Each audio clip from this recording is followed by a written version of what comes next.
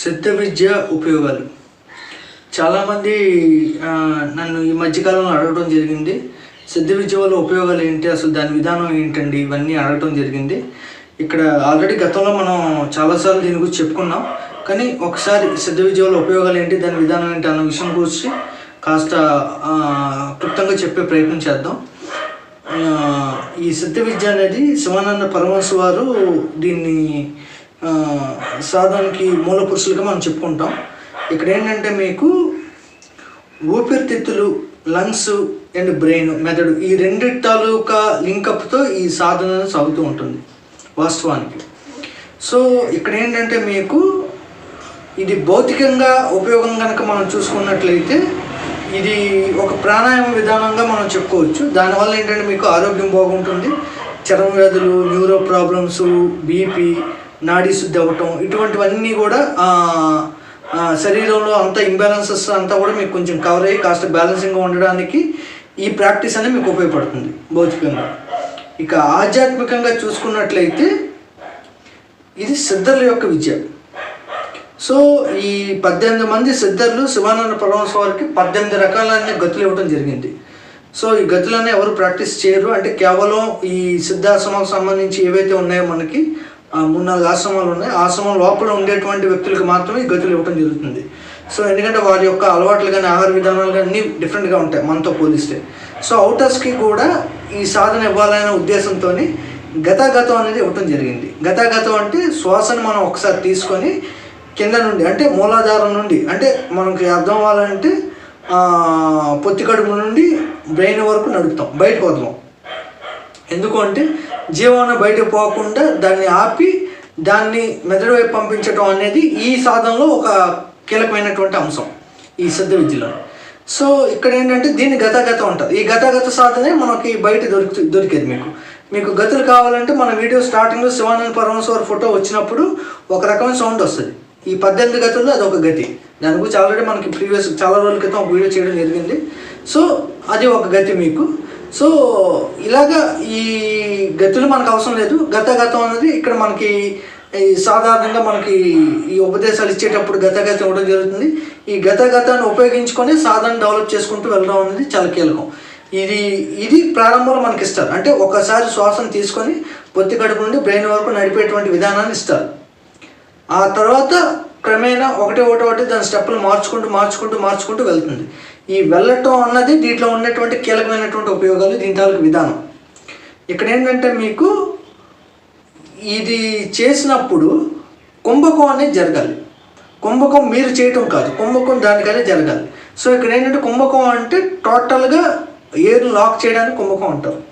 So మనం కుంభకంలో కామన్గా మనం ఏం చెప్తాం, మనకి హఠయోగంలో చేసేటువంటి బ్రీతింగ్ ఎక్సర్సైజ్ ప్రాణాయామాలు కాదు, ప్రాణాయామం వేరు. సో ఈ బ్రీతింగ్ ఎక్సర్సైజ్ ఏంటంటే మీకు మనం శ్వాస తీసుకుంటాం, పొట్ట పెరుగుతుంది, గాలి మొత్తం ఈ లంగ్స్ నిలబడ్డా కొద్దిసేపు మనం వాయువుని ఆపుతాం, అంటే వదలము పేల్చము, అంటే రేచకము పూరకం రెండింటిని ఆపి స్తంభం చేస్తాం, దాన్ని కుంభకం అంటాం ఇక్కడ. కానీ వాస్తవానికి ఏంటంటే బ్రెయిన్లోకి వెళ్ళినటువంటి వాయువు వెళ్ళి అక్కడ నాడీ శుద్ధంతా చేసుకొని అక్కడ మీ కుంభకం అనేది జరుగుతుంది. ఈ కుంభకం అనేది చాలా కీలకం. ఇప్పుడు మీరు సాధారణ బ్రీతింగ్ ఎక్సర్సైజ్ చేసేటువంటి కుంభకాన్ని బాహ్య కుంభకం అంటారు. ఇక్కడికి వెళ్ళి బ్రెయిన్లో కుంభకం కనుక అయితే దాన్ని అంతర్కుంభకం అంటారు. సో ఈ అంతర్ కుంభకోణం నుండి బాహ్య అభ్యంతర కుంభకోణాన్ని నెక్స్ట్ ఫైనల్గా కేవల కుంభకోణం, ఇంకా అదంతా చాలా పెద్ద కుంభకాల తాలూకు సైన్స్ చాలా పెద్దదండి, అది ఇక్కడ మనకు అప్రస్తుతం. సో ఇవన్నీ జరుగుతుంది. ఇక్కడ కుంభకోణం అవ్వటం, ఈ కుంభకోణం అయిన తర్వాత జీవ అవస్థేటి అనేది తెలియటం, తద్వారా దీని నుండి అంటే మనకి ఈ సాధనలో మనం పెట్టినటువంటి నిష్ట వల్ల కాస్త దివ్య సృష్టికి సంబంధించిన అనుభవాలు కలగటం, నెక్స్ట్ ఈ జీవుడి తాలూకు అంశాలతో పంచభూతాలు ఇంకా ఉండి పంచభూతాలను ఎరగటం, ఈ పంచభూతాలతో గుణాల తాలూకా ప్రమేయం నుండి జీవుడు గుణ ప్రమేయాలకి బద్ధుడు కాకుండా జీవుడు మారటం, తద్వారా సుషుమ్నలోకి ప్రయాణించటం, ఆ తర్వాత ఈ కుండలిని జాగృతి, ఆ తర్వాత సమాధి, ఇవంతా కూడా తర్వాత యోగ విద్యకి సంబంధించిన అంతర రహస్యాలు, ఇవన్నీ కూడా ఫైనల్ ఇష్యూస్. ఇక ఈ సిద్ధ విద్యకు సంబంధించినటువంటి పర్టికులర్ ఉపయోగాలు కనుక చూసుకున్నట్లయితే భౌతికంగా ఆరోగ్యం బాగుంటుంది, ఆధ్యాత్మికంగా చక్కని ఉన్నతం జరుగుతుంది. ఇది ఒక విచిత్రమైనటువంటి కీలక అంశం. ఇది ఎందుకు అంత గొప్పది అంటే మనకి గర్భస్థ శిశువు కూడా తన శ్వాస మూలాధారం నుండి సహస్రానికి లోపల జరుగుతూ ఉంటుంది, అది కడుపులో బయటకు వాయువేం వదలడు. సో ఏంటంటే ఇక్కడ జరిగేటువంటి ఈ అంశాన్ని బిడ్డ బయటకు వచ్చిన తర్వాత వదిలేస్తాడు, మావి నుండి బయటకు రాగానే మాయ ఇచ్చేస్తాడు. సో దాంతో మొత్తం తన జరిగినటువంటి శ్వాసక్రియ మారిపోయి ఏడుస్తాడు బిడ్డ పుట్టేటప్పుడు. ఈ క్రియను మళ్ళీ తిరిగి పునరుత్పత్తి చేసి మళ్ళీ ఆ విధంగా పెట్టగలగటం అన్నది దీంట్లో అత్యంత కీలకమైనటువంటి ఉపయోగకరమైనటువంటి అంశం. ఇది చాలా ముఖ్యమైనటువంటి అంశం. ఇది దీని ద్వారా మనకి సమాధి నిష్ట కలగటం కానివ్వండి, ఈ సుషుమ్న ప్రయాణం కానివ్వండి, సుషుమ్న జాగృతి కానివ్వండి, కుండలిని జాగృతి కానివ్వండి, ఈ అంశాలన్నీ కూడా ఆధారపడి ఉంటాయి. సో ఈ సూర్యచంద్ర గతులు అంటే ఈ ఈడా పింగ్ల యొక్క గతుల్ని చేయటం కానివ్వండి, దీన్ని ఏ గతి నుండి ఏ గతిలోకి ఇంటర్నల్గా చేయటం అన్నది, ఇంకా అంటే వారి యొక్క సాధన విధానాలను బట్టి వ్యక్తిగతంగా వాళ్ళకు ఉన్నటువంటి జీన్లు బట్టి ఇంట్రెస్ట్ని బట్టి గురువు తాలూకా ఉపదేశాలను ఆధారపడి ఉంటుంది. తర్వాత చాలా రకాల మార్పులు చేసుకుంటూ సాధన వెళ్ళటం జరుగుతుంది. సో ఇది ఈ సిద్ధ విద్యకు సంబంధించి. ఈ సిద్ధ విద్య తాలూకా క్రియ అంతా కూడా గురుముఖంగా జరగాలి తప్ప కానీ మనకేదో ఫోన్లోనో ఆన్లైన్లోనో ఇస్తే మాత్రం కుదరదు. ఎందుకంటే కొన్ని రకాల మంత్రాలను మనం ఫోన్లో విని మనం ప్రాక్టీస్ చేస్తే మంత్రం వల్ల ఏదైతే బెనిఫిట్ ఉంటుందో అది మనం పొందుకోవచ్చేమో, కానీ ఈ సిద్ధ విద్యకు మాత్రం అలాంటి పప్పులేం కుదరవు, అలా పప్పులు ఉడకవు ఈ సిద్ధ విద్యలో. ఇక్కడ ఏంటంటే ఖచ్చితంగా గురుముఖంగా తీసుకొని వెళ్ళి సాధన చేసుకుంటూ మన పని అంటే మన భౌతిక అంశాలు ఏవైతే ఉన్నాయో అవి తీరడానికి ఏ పని అయితే మనం చేస్తున్నామో ఆ పని చేసుకుంటూ ఈ సాధన చేసుకొని అవకాశాన్ని బట్టి 5 రోజులు, వారం రోజులకో, 10 రోజులకో, నెల రోజులకో, 2 నెలలకో, 3 నెలలకో గురువు దగ్గరికి మళ్ళీ వచ్చి గురువు దగ్గర మనం ఇన్ని రోజులు చేసిన సాధన చూపిస్తూ ఫర్దర్గా ఉన్న క్లారిఫికేషన్స్ కనుక్కుంటూ మనం ముందుకు వెళ్ళటం అనేది చాలా ఇంపార్టెంట్. అప్పుడే జ్ఞానం అనేది కలుగుతుంది. జ్ఞానం గురుముఖంగా తప్ప వేరే పద్ధతిలో కలగటం అనేది అసాధ్యం. సో గురువు తలుచుకుంటే సంకల్పిస్తే మీరు ప్రపంచంలో ఎక్కడున్నా సరే మీకు మార్పు వస్తుంది. ఆ మార్పు వేరు. గురుముఖంగా ఉండి తీసుకొని దీన్ని కరెక్ట్గా చేసి దాని గైడెన్స్లో మనం ముందుకి నడిపించగలగటం అన్నది వేరు. సో ఇది అన్ని టైంలో జరగదు.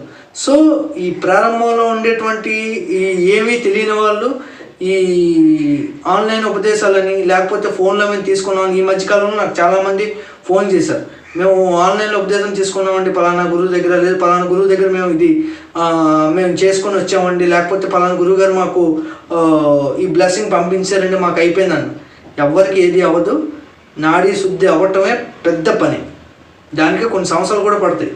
సో చాలామంది ఈ మధ్యకాలంలో ఒకరు నాకు ఫోన్ చేసి నాకు కేవలం 2 నెలలు నాకు నాడీ శుద్ధి అయిపోయిందంటే ఇప్పుడు నాకు డైరెక్ట్గా వెళ్ళిపోతుందని అనుకున్నారు. సో ఈ డైరెక్ట్గా వెళ్ళిపోవడాలు, ఇండైరెక్ట్గా వెళ్ళిపోవడాలు ఏమి ఉండవు. సో ఏంటంటే ఈ వెళ్ళే పద్ధతి, వెళ్ళే మార్గం, సో వెళ్ళటము, ఎక్కడి నుండి లాగుతున్నాము, సో కిందకి దించినటువంటి వాయువును పైకి లాగడానికి ఎక్కడ పట్టుకోవాలి మనం, ఈ వాయువు అసలు దొరుకుతుందా, వాయువు పట్టుకోవడం ఏంటి, ఈ అంశాలని చాలా పెద్ద సైన్స్ ఇదంతా కూడా. ఇది కేవలం గురుముఖత మాత్రమే ఇది లభించేటువంటి విద్య. సో మీ దగ్గర ఎవరైనా సిద్ధ విద్య ఉపదేశం ఇచ్చే వాళ్ళు ఉంటే వాళ్ళ దగ్గరికి వెళ్ళి తీసుకోండి అంతే తప్ప. కానీ ఫోన్లోని నెక్స్ట్ ఆన్లైన్లోని జూమ్ యాప్ల్లోని గట్రా ఉపదేశాలు తీసుకొని సాధన చేసి ఊరికినే నాలాంటి పెద్ద నాలెడ్జ్ లేని వాళ్ళకి ఫోన్ చేసి కన్ఫ్యూజ్ చేయొద్దు. సో చాలామంది ఏంటంటే ఫోన్ నాకు చేసి వాళ్ళే పెద్ద సాధకుల్లా సిద్ధపురుషుల్లా మాట్లాడుతున్నారు, చాలా సంతోషం. బట్ ఫోన్లో మాట్లాడితే సిద్ధత్వం అనేది లభించదు, అది ఫస్ట్ మీరు గుర్తుపెట్టుకోండి. సో మాకు తెలిసినటువంటి సాధన విధానం అన్నది చాలా చాలా చిన్నది, చాలా తక్కువ. మాకు పెద్దగా అయితే దీంట్లో పరిచయం ఉంది తప్ప కానీ, ప్రవేశం ఉంది తప్ప కానీ పెద్ద ఎక్స్పర్ట్స్ అని మాత్రం నేను చెప్పను. సో ఏంటంటే మా గురువులు ఉన్నారు, వాళ్ళు ఇస్తారు. సో బట్ ఫోన్లో మాత్రం ఎవరు, ఫోనుల్లోని జూమ్ యాప్ల్లోని ఆన్లైన్లో మాత్రం ఉపదేశాలు ఇవ్వబడవు. అవి తీసుకొని మీరు టైం వేస్ట్ చేసుకోవద్దు. దాని బదులు మీరు ఇంక వేరే సాధన ఏమైనా సరే ఎన్నుకొని మీ దగ్గరలో ఉన్న గురువు దగ్గరికి వెళ్ళి ఫస్ట్ నేర్చుకోండి. సో ఫస్ట్ మన భారతీయ సనాతన ధర్మంలో ఫస్ట్ గురుముఖత అన్నది చాలా కీలకం. సో చాలామంది దీన్ని ఈ రోజులు విస్మరించారు. సో అది ఏమాత్రం కరెక్ట్ కాదు. సో గురువు దగ్గరికి మీరు దూరంగా ఉండి రాలేని పక్షంలోని ఒక 6 నెలలకు ఒకసారి అయినా సరే రావాలి తప్పనిసరిగా. వచ్చి ఇన్ని రోజులు మీరు ఏటైతే సాధన చేశారో సాధన చూపించి దాంట్లో క్లారిఫికేషన్ కనుక్కొని మళ్ళీ దాంట్లో కొద్దిగా డెవలప్ అయ్యి మీరు వెళ్ళి మీరు డెవలప్ అయ్యి మీరు చేసుకుంటే మీకే మంచిది. సో అది ఈ సిద్ధ విద్యకు సంబంధించినటువంటి అంశాలు కానివ్వండి. ఇది కనుక చేస్తే మాత్రం అటు ఆధ్యాత్మికంగా కానివ్వచ్చు, ఇటు భౌతికంగా కావచ్చు, నెక్స్ట్ ఏదైనా life development point of view కావచ్చు, చక్కని అభివృద్ధి అనేది ఈ సిద్ధ విద్య వల్ల వస్తుంది. ఇది చాలామంది యొక్క అనుభవం. మా జీవితంలో కూడా మేము దీన్ని స్వయంగా చూసాం. ఎందుకంటే ఇప్పటికే నా గత వీడియోలు చాలా వరకు సిద్ధ విద్య మీద ఉన్నాయి, మీరు చూసే ఉంటారు. సో చాలామంది చూస్తున్నారు, ఫోన్లు చేస్తున్నారు, థ్యాంక్ యూ. సో గురుముఖత మాత్రం తీసుకొని దీని యొక్క ఉపయోగాన్ని పూర్తిగా కూడా మీరు మీ జీవితంలో మీరు పొందుకోవాలని ఆశిస్తూ థ్యాంక్ యూ. ఆత్మ నమస్కారం.